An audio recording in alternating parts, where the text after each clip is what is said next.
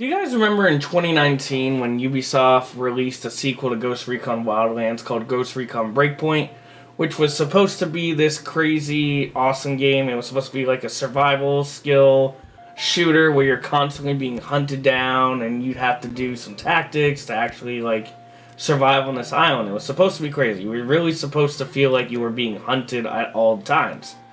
Well, that's how they advertised it, and as we all know what happened was, it was a complete fuck-up because they wanted to make it a looter shooter for some fucking reason.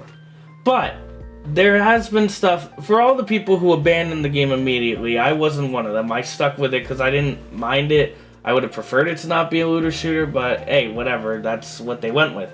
I thought the game was decent, alright? It was a good video game, bad Ghost Recon Tom Clancy game. But over the years, the game has been getting updates, it's been getting all this good stuff, and unfortunately, it was just announced, I believe last year, in 2021, that they were going to stop updates, they were going to start working on the next Ghost Recon game. No, please, not that one. Not that one. Anything but that one. Ubisoft, what the fuck? Thankfully, that game got canceled. But I wanted to go take a I wanted to go ahead and dive back into Ghost Recon Breakpoint because the updates that came out were actually really fucking good. And I don't think a lot of people understand that. So I wanted to ask you a question. Did Ghost Recon Breakpoint redeem itself?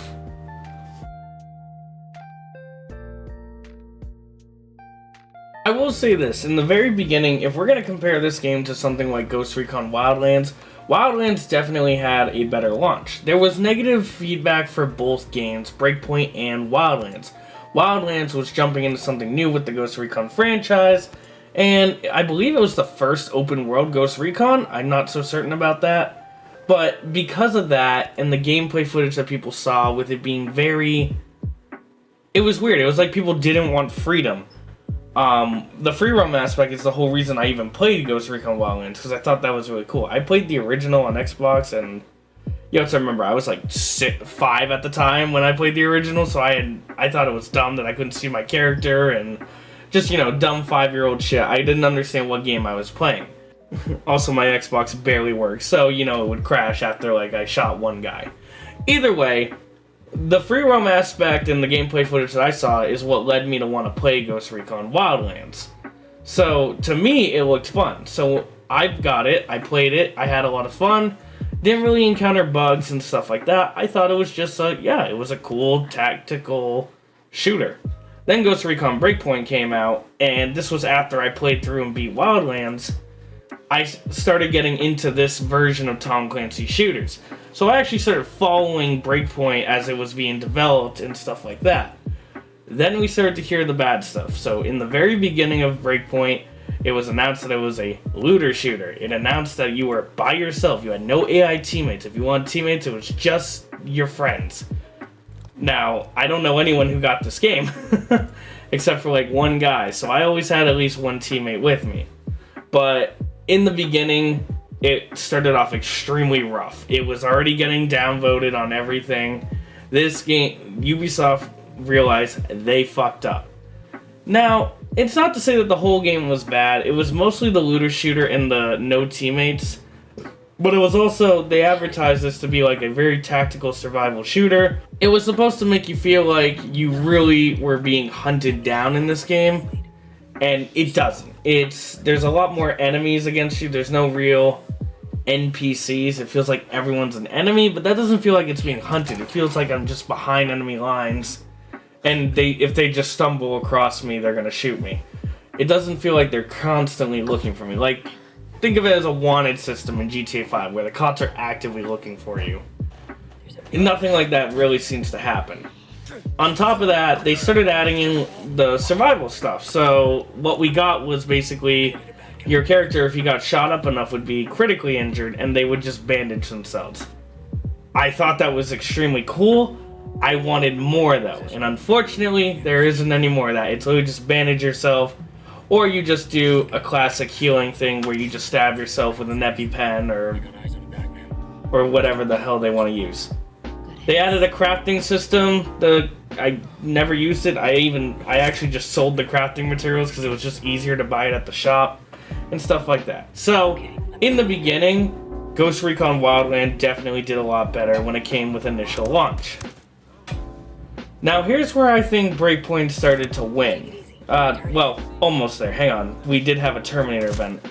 When it came to special events, Wildlands had Predator, which was one of the coolest missions ever. Breakpoint had Terminator, which was alright. I thought it was cool, especially the way they introduced the Terminator. That was a cool fucking cutscene. But when it came to which one's more fun, definitely gotta give it to Wildlands, as that Predator mission is very, very memorable, and it sucks that they got rid of it because of whatever the license expired. And if you go and play Wildlands right now, you cannot play the Predator mission. It really sucks. That was really cool. You can still play the Terminator mission in Breakpoint, but go ahead if you want to. When it came to events after that, though, this is where I thought Breakpoint started to take over Wildlands. Breakpoint had a season pass, so unfortunately, if you wanted to finish the actual story in this game, you had to buy the season pass. I bought it when it was on sale for like $10, so I didn't feel ripped off. But there were some people who I think the season pass was $40. I can tell you right now, the story was okay. It's not worth an extra $40 after just paying $60. So for episode 1, it's when you get on the island, you're trying to figure everything out. You go after Cole Walker, who betrayed your team and all that stuff. Then episode 2, you start going after people who were in charge of Cole Walker. You're looking for info with Trey Stone.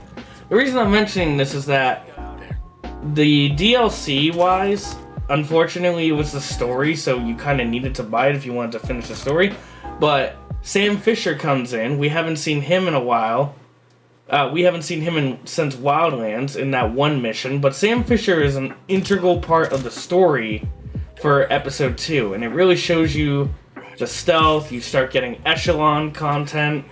It was a really good DLC. I thought it was really good. It made you feel like a ghost, and that's what this game's all about, making you feel like Ghost Recon. One of the other updates that came out, I think it came out before the Sam Fisher update, episode 2. This is when Breakpoint did a fucking 180 on everybody. They released a new game mode of the game called Immersive Mode, and holy shit, this is when people started coming back. So what Immersive Mode is, it was basically, you know how the game was in Wildlands, this took it up to fucking 11. They had, basically, you could change how much damage, it was basically creative mode for a Ghost Recon game, and honestly it was awesome. You could create this game to make it as realistic as you wanted. Basically, you could have taken it to where you took very minimal damage, you could be a tank, let's say you just wanted to put on a bunch of armor, which is all cosmetic by the way. But you wanted to put on a bunch of armor and you just wanted to grab an LMG and mow people down, you could change the enemy's damage types to be minimal so you can actually recreate that story. Or you can make it super realistic to where every time you get shot, you have to do your healing animation or the injury system as it's called. They even went as far as, if you wanted to, you could turn it off, obviously.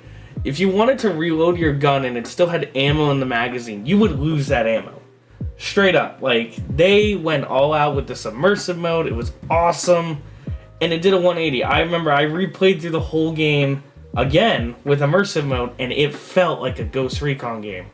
And I absolutely believe once immersive mode came in, Wildlands is out of the picture. Wildlands was a good game, but I think this is when Breakpoint started to win. Because then after this, it was just W after W. We got another event in 2020. This was the Resistance event. One of my personal favorites. This basically made it to where the Resistance on the island against the enemies would actually fight on the island. So what was cool with this is, as you were driving or flying around, you would actually see combat. You would see rebels attacking the enemy, kind of like they did in Wildlands, although not as frequent, because I remember seeing it sometimes. But in this mode, you turn on this mode and it's everywhere. It's a war. It's awesome, and the missions that came with it are really, really cool. And every time we got an event or DLC like this, obviously more weapons were added. Very, very cool. When it came to like NPCs fighting on a war, this Resistance knocked it out of the park from Wildlands, 100%. Or one of the last events to come in. This was a really cool one. It was another Rainbow Six Siege collaboration, like in Wildlands. It was one mission. This was a whole fucking event with them. So the next event that came out, right before this event came out, a year after the game was released, we finally got AI teammates. Now, this game released without AI teammates, and that was one of the biggest reasons a lot of people boycotted this game, was that you were no longer a team, you were solo fighting this world, fighting off the enemies. Well, we finally got the AI teammates, and then this event added on to the AI teammates by letting us change Fix-It, Fury, and whoever the last guy is with Rainbow Six Siege characters. Thatcher, Sledge, and Finka, I believe. Might be wrong on Thatcher, but you could put them in for your characters. And they did have specific events. I think Finka would actually do her ability in Rainbow Six Siege, which was like give you increased health or whatever. I can't remember what the other two did, especially Sledge, if it was Sledge. But this event was cool because the map would get flooded with toxic gas, and you would have to wear a gas mask throughout the whole thing. You had to change your filter, you had to go in and turn off you had to go in and do actual missions in the gas. This gas would kill you if you didn't, change your filters or anything. It was very cool. It was very good world building. And I remember just turning on this one, just like the Resistance one. I would just turn it on, and I would just play the game in free roam, and I would just enjoy going through. Like, oh, there's a gas area. Put it on. Let's rock and roll. So definitely when it came to events, besides the Predator mission in Wildlands, Breakpoint, I really feel like after the Terminator event, really stepped it up in the high gear with these events. One more thing that came out, this was one of they were all my personal favorites. I think you can see who's going to win this already. Is that they released, it was near the end of the game cycle, where they released another teammate AI update, and also like another skill tree. It was a bunch of future soldier stuff. I'm trying to put it all into one word, and that's not really working. So essentially what happened was they added a new tier system for your skill points and stuff like that, where you can level up your guns, you can level up its damage, recoil, etc. This was more for the side of the gear score, whereas in immersive mode you could just change how damage output works if you wanted people to be one-shot, stuff like that. But it was still a nice thing to add. They added the cloaking device from Future Soldier. Someone correct me on that if I'm wrong. They added the cloaking device so you could turn invisible, and you could upgrade that by grabbing more spare parts. So you could actually run around invisible, you could kill someone stealthily in invisibility, even shoot your gun a little bit before it would turn off. When you first get it, it's very useless, so I upgraded mine as quick as possible, and now I can actually, use it. Very, very nice update, and a very, very nice welcome addition to the game. And one more thing they did add to this event, this is just something for me and all my sniper friends out there. When I play Ghost Recon, I become a sniper. I think everyone does. They added ghillie suits. Now, unfortunately, I was hoping this game was going to add it when they said survival skills, but unfortunately, putting on a ghillie suit doesn't actually make you harder to detect. That was an issue in Wildlands, and unfortunately, it's still an issue in Ghost Recon, Breakpoint. So, I'm hoping for whatever next game they add. Not Frontier. Go away. I'm hoping for whatever next game they do that's actually going to matter, but only to a degree, because, yes, I love my ghillie suits, but if I just want to run around dressed up like as a civilian, that would be a cool thing. Like an undercover system where you could go there as a civilian, kind of like what Homefront the Revolution did. Like, it would be cool if your gear mattered, but I can see why they won't do that to a degree, because if I wanted to wear all this armor, I'm going to get spotted immediately, but if I sneak in there as a civilian with no vest or whatever, I'm going to get shot to death almost immediately. But it would be cool if they could try to figure out a way to work that, or if it's something we can toggle on and off for the next game. So just a little thing that I loved that they added, and that was the ghillie suits. Unfortunately, one of the final updates that Breakpoint had, it's one of the best updates Breakpoint had, and unfortunately it was the last one, and this was they called it Return to Aora. Now, a lot of people got confused though, because at the end of episode 3, we never left Aora. I think they meant, when they started advertising it, I think they meant us, the players, coming back to Aora. But basically what happened was the last update for Ghost Recon Breakpoint, which continued the story, was Operation Motherland. And Karen Bowman from Wildlands, the girl that would command you for your stuff, comes back, and basically this update makes Breakpoint into Wildlands. You go to these continents that have been retaken over because years have passed. Nomad is being sent back to Aurora with his team to basically take control of the island again. And in this mode, Conquest mode, there's a lieutenant in each sector. It's literally Ghost Recon Wildlands. So everyone was complaining how they liked Wildlands so much, they said, alright, fuck you, here's Wildlands in Breakpoint with Breakpoint's mechanics. Which is literally what I personally wanted. So you're going through, you're basically playing an updated version of Wildlands, like Wildlands 2 or whatever, and it's awesome. Like, it's great. With Breakpoint's mechanics, updated mechanics, and Wildlands, mission types, I guess you could say, with the free roaming aspect, letting you do the missions how you want, it's actually really good, and it was a really, really nice update. So when it comes to future content releases, I gotta say, with the fact that Breakpoint added Wildlands into Breakpoint, I gotta give it to Breakpoint. So as you can see, overall, I do believe that Breakpoint is a better game now because of all these updates. On initial release, absolutely, Wildlands kicked Breakpoint's ass, but then Ubisoft did not give up on it, and they actually made this game almost to what it should have been at as it was advertised. So, with that being said, I guess my answer is pretty clear that I do think Breakpoint is a better game, and I do think Breakpoint redeems itself. It sucks that it took, for some people, it took 2 years, for some people it took 1 year for it to redeem itself. I just kind of never gave up on it, so I'm happy with how it came out. It just sucks as they did this final thing for us, Operation Motherland. They then decided to pull the plug so they could start working on the next Ghost Recon game. And thank fucking God, it's not Frontlines. Thank you for canceling that. But you didn't have to kill the Sam Fisher game with it, assholes.